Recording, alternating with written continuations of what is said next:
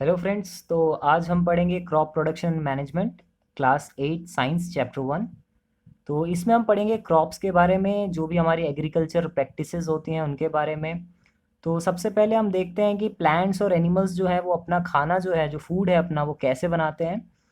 तो प्लांट्स और एनिमल्स में बेसिक डिफरेंस ये है कि प्लांट्स जो है वो अपना खाना खुद बनाते हैं, और एनिमल्स जिसमें ह्यूमन बींग्स भी आते हैं वो अपना खाना खुद से नहीं बना सकते। इसलिए खाना सबके लिए ज़रूरी है, ऑल रिक्वायर फूड्स, ये तो बहुत इंपॉर्टेंट है। प्लांट्स जो होते हैं उनको हम ऑटोट्रॉफ बोलते हैं। ऑटोट्रॉफ का डेफिनेशन होता है an organism that is able to form nutritional organic substances from simple inorganic substances such as CO2। इसका मतलब ये है कि कोई भी ऐसा ऑर्गेनिज्म जो कि सिंपल इनऑर्गेनिक सब्सटेंस को यूज़ करके न्यूट्रिशनल ऑर्गेनिक सब्सटेंस बनाए, जो कि फूड होता है, तो वो जो होता है ऑर्गेनिज्म, उसे हम ऑटोट्रॉफ बोलते हैं। तो प्लांट्स जो होते हैं हमारे, वो ऑटोट्रॉफ होते हैं और वो अपना खाना खुद से बना सकते हैं। तो इसके लिए जो प्रोसेस होता है, फोटोसिंथेसिस होती है, आपको पता होगा, सबने पढ़ा होगा, नहीं पढ़ा तो मैं एक बार फिर से आपको बता देता हूँ। फोटोसिंथेसिस जो होता है वो प्रोसेस होता है जिससे प्लांट्स अपना खाना बनाते हैं। तो इसकी डेफिनेशन होती है कि it is a process used by plants and other organisms to convert light energy into chemical energy that can later be released to fuel the organism's activity। Photosynthesis जो होता है उसमें मेनली तीन चीज़ें रिक्वायर होती हैं प्लांट को, ताकि वो अपना खाना बना सके। इसके लिए सबसे पहले सनलाइट जो होती है वो ज़रूरी होती है। उसके बाद वाटर ज़रूरी होता है, पानी जो। और उसके साथ एक और चीज़ ज़रूरी होता है, वो होता है क्लोरोफिल।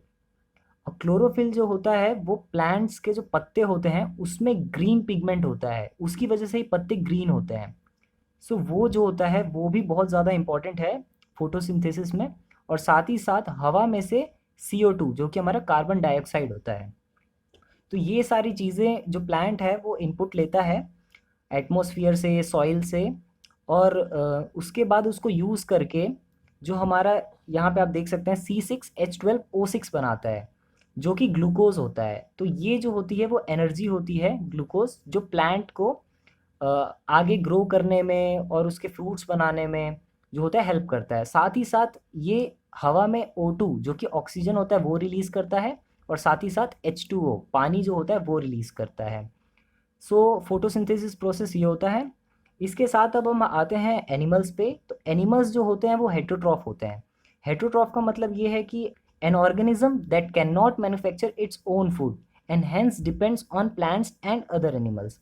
इसका मतलब ये है कि एनिमल्स जो होते हैं वो अपना खाना खुद से नहीं बना सकते, ये तो हमें पता है। और इसके साथ ये, अगर वो अपना खाना खुद से नहीं बना सकते तो या तो उन्हें प्लांट्स पे डिपेंडेंट होना पड़ेगा या फिर एनिमल्स पे डिपेंडेंट होना पड़ेगा। तो इसीलिए अगर कोई, जैसे हम ह्यूमन बींग्स हैं, तो ह्यूमन बींग्स भी हमारा अपना खाना खुद से नहीं बना सकते।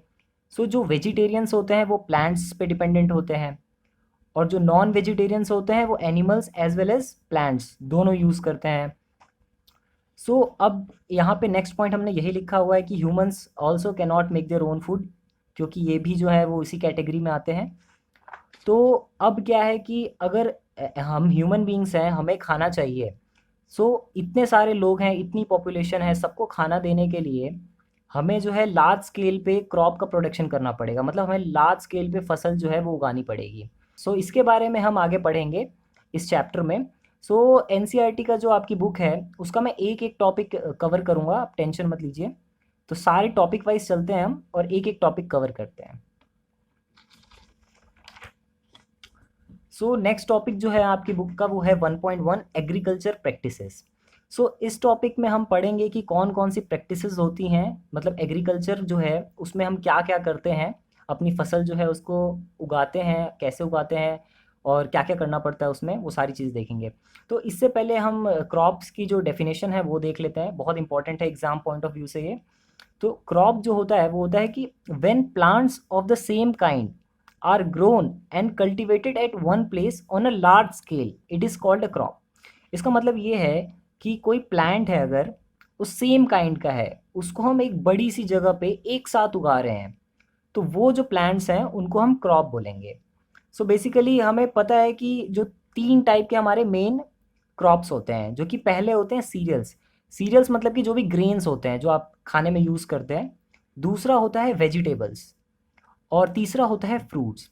तो इन तीनों टाइप के प्लांट्स को अगर आप एक जगह पे लार्ज स्केल पे अगर आप उगा रहे हैं तो उसको हम क्रॉप्स बोलेंगे। इंडिया में जो है आपको हर तरह के मौसम देखने को मिलेंगे, तो इसलिए जो क्रॉप्स हैं उनको दो मेन पैटर्न्स में डिवाइड किया है। दो ब्रॉड क्रॉपिंग पैटर्न्स होते हैं, एक होता है खरीफ क्रॉप और एक होता है रबी क्रॉप। तो ये जो दो कैटेगरी हैं इनको ऐसे डिवाइड किया गया है। हम आगे देखते हैं कि खरीफ क्रॉप्स जो होते हैं वो sown when the rainy season begins, मतलब कि बिटवीन अप्रैल एंड मई। मतलब कि खरीफ क्रॉप्स जो होते हैं उनको रेनी सीजन्स के दौरान बोया जाता है खेतों में, और ये जो सीज़न है वो अप्रैल से मई के बीच में चलता है।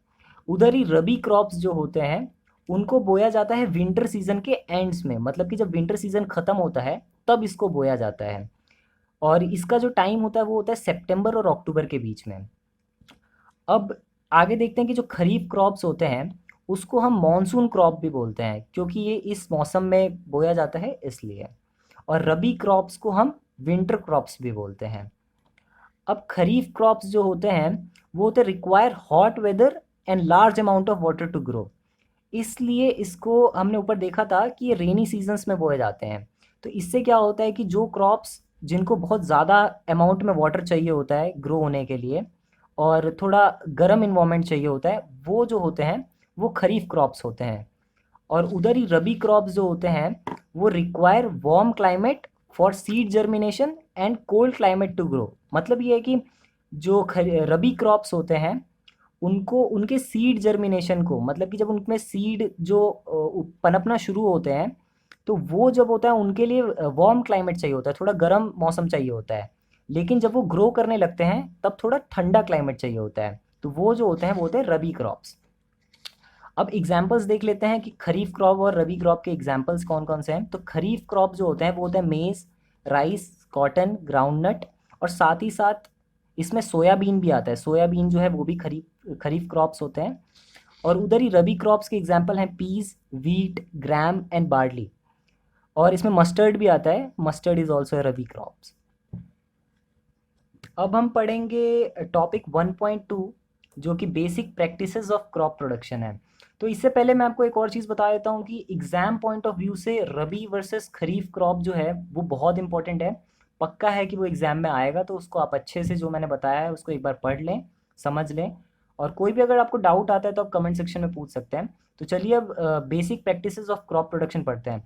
तो basic practices of crop production में ये आता है कि कौन कौन से ऐसे तरीके या फिर कौन कौन से ऐसी एक्टिविटीज़ होती हैं जो फसल उगाने के दौरान हम यूज़ करते हैं। तो इसके बारे में आइए थोड़ा देखते हैं। सो कल्टीवेशन ऑफ क्रॉप्स के जो भी एक्टिविटीज़ होते हैं उनको हम बोलते हैं एग्रीकल्चर प्रैक्टिसेस। सो क्रॉप्स उगाने के दौरान जो भी एक्टिविटीज़ होती हैं वो हमने यहाँ पे लिख रखी हैं। ये सारी एक्टिविटीज़ जो होती हैं वो यूज़ होती हैं। सो पहला स्टेप जो होता है एक क्रॉप को उगाने में वो होता है प्रिपरेशन ऑफ सॉइल। दूसरा होता है सोइंग। तीसरा होता है एडिंग मैन्योर एंड फर्टिलाइजर्स। चौथा इरिगेशन। पांचवा प्रोटेक्टिंग फ्रॉम वीड्स। छठा हार्वेस्टिंग। और सातवां होता है स्टोरेज। तो इसके बारे में थोड़ा ओवरव्यू ले लेते हैं। तो प्रिपरेशन ऑफ सॉइल का मतलब होता है कि फसल उगाने से पहले सबसे पहले हम जो सॉइल है, हमारी जो मिट्टी है, उसको हम तैयार करते हैं।